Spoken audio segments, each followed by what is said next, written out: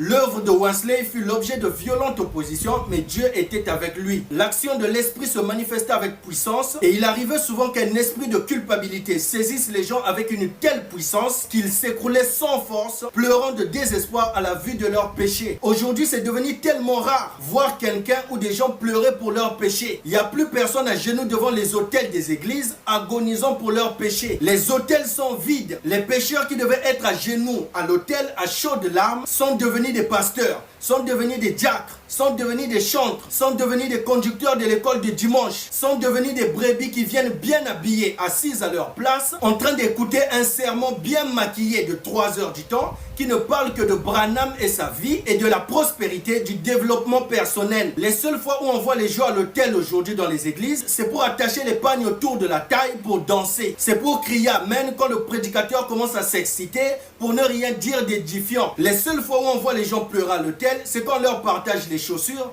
l'argent, les vestes et qu'on chante une chanson qui leur rappelle les situations financières difficiles qu'ils traversent. Ainsi, quand on chante ma source de vie, de paix, d'amour, et ils entendent ma source de vie financière qui ne va pas, c'est lui qui va pourvoir.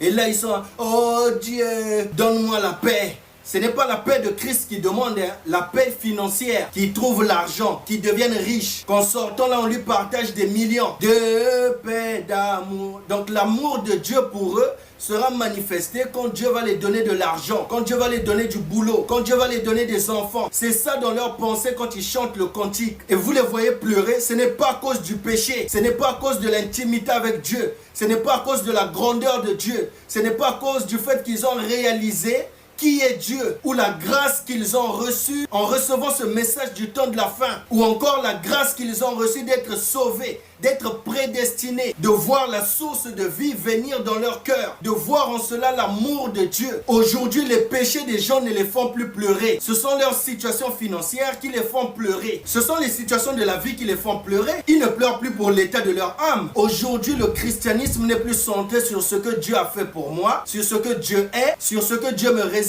de l'autre côté, mais il est centré sur ce que Dieu doit faire pour moi, ou encore ce que Dieu a fait pour moi, financièrement parlant.